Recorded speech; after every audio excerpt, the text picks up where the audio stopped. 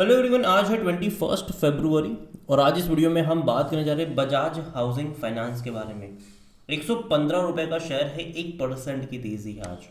एक महीने में देखो तो 2% की तेज़ी है। ग्राफ इंटरेस्टिंग है। गिरावट आई, तेज़ी आई थी, 120 पे गया, वापस गिर गया 108 पे, फिर तेज़ी देखने को मिल रही है। तो अप्स एंड डाउन ज़्यादा है, लेकिन पिछले एक महीने में जहाँ बाजार में गिरावट देखी वहाँ इसने एटलीस्ट खुद को संभाला हुआ ज़रूर है। हालांकि उससे पहले काफ़ी ज़्यादा गिरावट ये दिखा चुका है। अगर आप ग्राफ देखोगे तो लिस्टिंग इसकी बहुत ही दमदार हुई थी। उसके बाद वही हुआ जो टाटा टेक के साथ हुआ था, लगातार गिरता रहा। यहाँ पर भी वही हुआ है, और अगर कोशिश भी करी थी उससे ज़्यादा गिरा, फिर कोशिश करी उससे ज़्यादा गिरा, फिर कोशिश कर रहा है। देखते हैं कि क्या होगा। यहाँ पर 120 रुपये का एक रेजिस्टेंस यहाँ पर ज़रूर देखने को मिल रहा है। सब कुछ डिस्कस करेंगे वीडियो में, लेकिन उससे पहले अगर आपने अभी तक चैनल को सब्सक्राइब नहीं किया है तो प्लीज़ अभी इसे सब्सक्राइब कर लीजिए, क्योंकि आगे भी बहुत सारे वीडियोस हैं जो आपको काफ़ी ज़्यादा हेल्प करेंगे।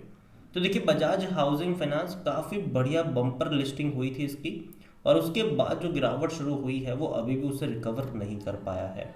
रीज़न सिंपल सा है कि एक शुरुआती दौर में एक प्रॉफिट टेकिंग थी। उसके बाद जब वैल्यूएशन भी देखा कि भाई साहब बहुत महंगा है, तो एक गिरावट भी आई। और देखो, बाजार भी अगर आप देखोगे तो गिरावट वाले दौर में था। दिसंबर और जनवरी वाले टाइम में भी बहुत बड़ी गिरावट हमने यहाँ पर देखी। और अगर कोशिश भी करी थी इसने बीच में, जैसे कि अगर आप यहाँ पर देखो तो 105 रुपये से 120 पे गया था, वापस गिर गया 108 पे, अब वापस कोशिश कर रहा है 120 रुपये के आसपास। एक रजिस्ट्रेशन जरूर देखने को मिल रहा है। देखते हैं कि वहाँ पर क्या होता है। और जहाँ तक बात करें एक अपडेट को लेकर इस कंपनी के बारे में, तो इस कंपनी को ऐड करा जा सकता है FTSE इंडिया रिव्यू इंडेक्स में।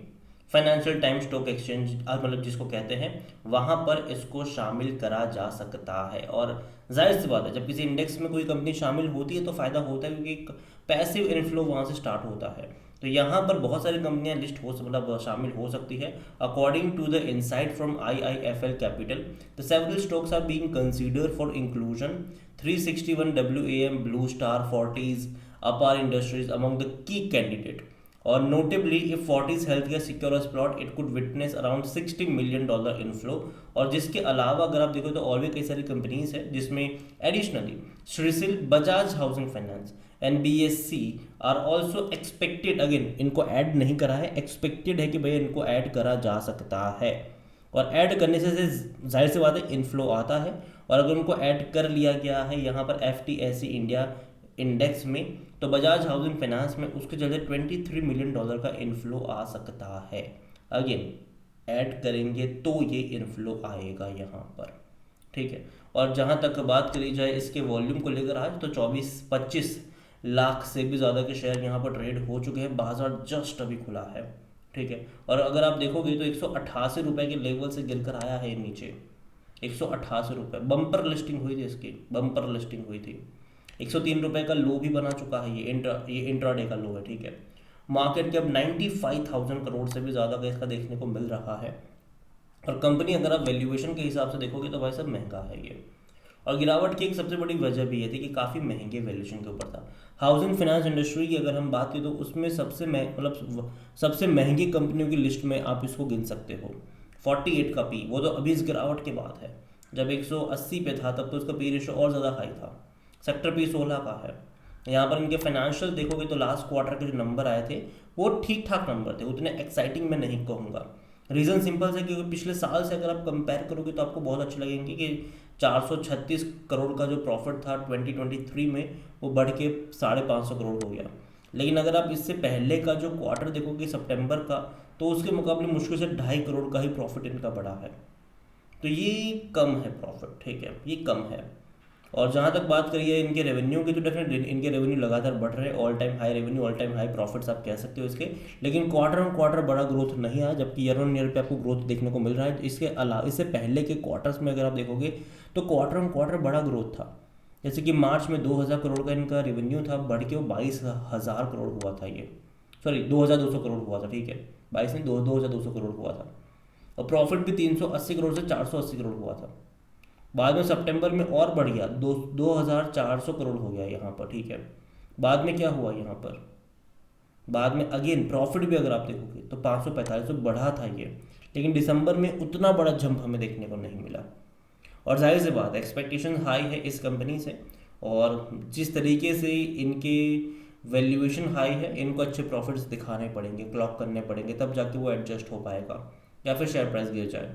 जहाँ तक शेयर होल्डिंग के बारे में अगर बात करें, जो प्रमोटर की होल्डिंग है वो 88.75% की है, और लिस्टिंग से लेकर अब तक अगर आप देखोगे तो भाई साहब बिकवाली करी है। एक ही क्वार्टर में अगर आप देखो तो म्यूचुअल फंड 1.36% से 0.47% पर आ गए। डोमेस्टिक अगर आप देखो 0.58 से 0.35 पर आ गए।